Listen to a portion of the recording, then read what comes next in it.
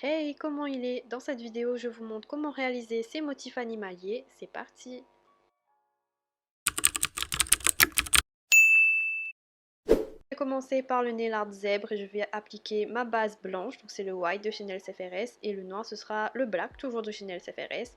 Et je vais vous montrer deux façons de le faire. La première façon, c'est de façon horizontale.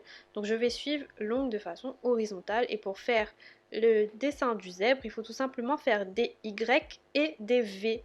Mais il faut ne surtout pas faire des lignes régulières. Il faut vraiment essayer de faire des lignes irrégulières en adaptant la pression du pinceau. C'est-à-dire que plus vous allez appuyer sur le pinceau, plus les lignes seront épaisses, moins vous allez appuyer, plus les lignes seront fines. Du coup, il faut essayer de jouer avec ça pour venir créer un joli effet zébré. Donc là, comme vous voyez, j'ai fait deux gros Y en transversal de l'ongle. Et ensuite, je suis venue compléter avec des traits, d'autres Y, tout en suivant et en laissant un petit écart entre mes premiers gros traits. Donc il ne faut pas hésiter à venir réépaissir les traits si vous trouvez qu'ils sont trop fins. Mais il faut essayer de créer quelque chose de façon organique sur l'horizontale de l'ongle. Vous voyez, je viens faire mes Y, mes V et mes lignes irrégulières sur tout mon ongle, et une fois que les plus gros traits sont faits, je vais venir compléter avec des lignes plus fines. Donc là vraiment je mets très peu de matière sur mon pinceau et je viens ne surtout pas appuyer et vraiment effleurer mon ongle. Donc là ça va venir compléter et boucher un peu les blancs, et quand ça me plaît je catalyse. Une fois catalysé, j'applique mon top coat et voilà ce que ça donne.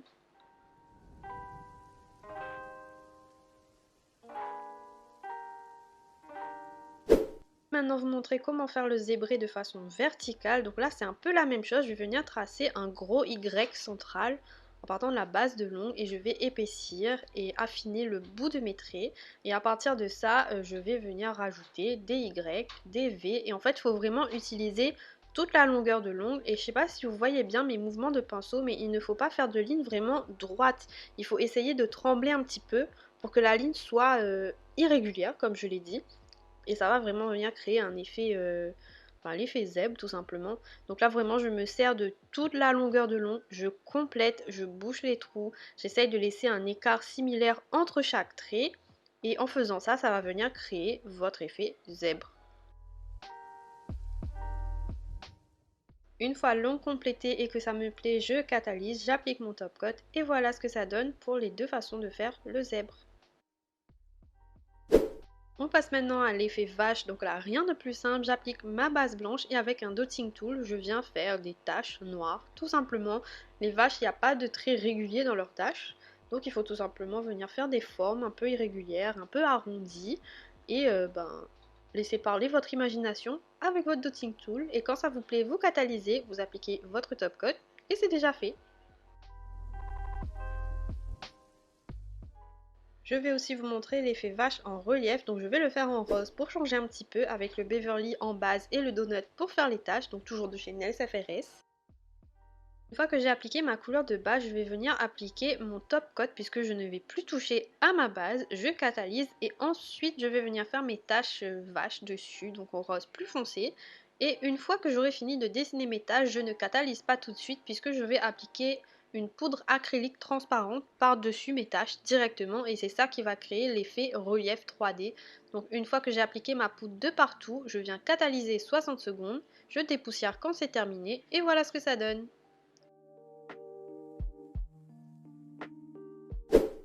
Je passe maintenant à l'effet girafe, donc j'applique une base un peu nude orangé comme ça, et je vais venir faire mes taches. Donc là je prends un marron et je viens commencer par une tache centrale un petit peu arrondie, mais il faut quand même que les taches aient des côtés droits parce que là on va venir assembler toutes les taches comme un puzzle.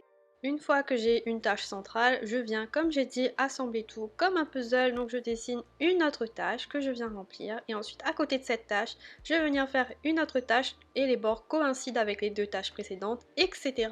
Vraiment, il faut s'amuser, créer un effet puzzle avec des tâches de différentes formes, et une fois que votre ongle est complet, vous catalysez, vous mettez votre top coat et c'est fini. Bien sûr, comme vous pouvez voir, il faut laisser une ligne de couleur de base apparente entre les tâches, c'est ça qui va venir créer l'effet girafe. Là j'ai appliqué un top coat mat parce que je voulais que ce soit mat. Voilà ce que ça donne, et je vais maintenant vous montrer comment faire l'effet girafe avec un blossom gel ou un blooming gel. Donc là j'applique mon blossom gel sur ma couleur de base, et avec un dotting tool et la couleur marron je viens encore tracer mes formes carrés, rectangles et de la même façon laisser un écart et faire comme un puzzle. Et là la couleur va se diffuser, ça va créer des plus grosses taches et c'est aussi très joli.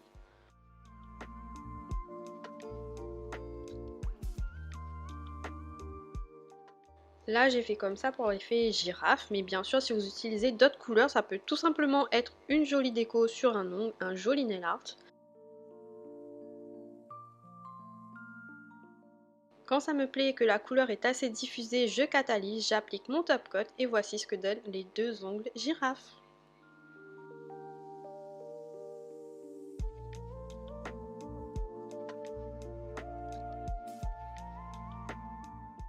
Je vais maintenant vous montrer comment réaliser un effet un peu crocodile. Donc en couleur de base, j'applique un vert sapin. Là, c'est le Epicea de chez Frinka Beauty, une marque locale qu'on soutient bien évidemment. Je catalyse ma couleur de base et ensuite, je vais utiliser toujours un Blossom Gel. Vraiment, on fait des choses magnifiques avec le Blossom Gel. Donc là, je l'applique, je ne catalyse pas et avec un VSP noir, je viens faire des taches. Donc là, je vais faire des taches centrales.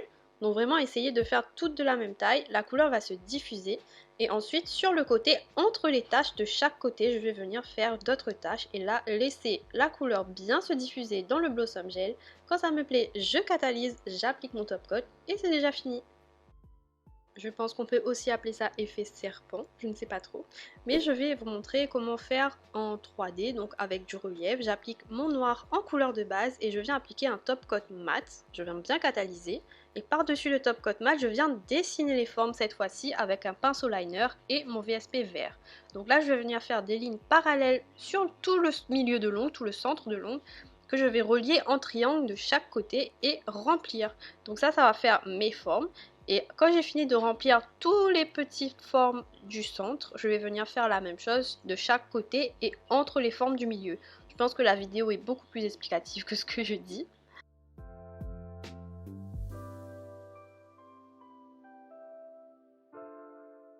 Donc là vous voyez, je viens vraiment entre les formes faire des triangles de part et d'autre. Et surtout après, je ne catalyse pas puisque je vais appliquer une poudre acrylique par-dessus ces dessins-là. Donc j'applique bien ma poudre acrylique de partout. J'enlève un peu l'excédent, je catalyse 60 secondes, je dépoussière et voilà le résultat. J'avais un peu mal appliqué mon top coat mat, c'est pour ça que celui en relief il brille un petit peu sur les côtés, mais voilà le résultat. Cette vidéo est maintenant terminée, merci de l'avoir regardée jusqu'au bout. Cette vidéo c'est un peu un complément de ma vidéo léopard, n'hésitez pas à aller la regarder si ce n'est pas déjà fait. J'espère qu'elle vous a plu et que ça peut aider certaines débutantes en nail art. En tout cas n'hésitez pas à vous abonner, à me laisser un petit commentaire pour dire ce que vous en avez pensé, à liker la vidéo et on se dit à bientôt.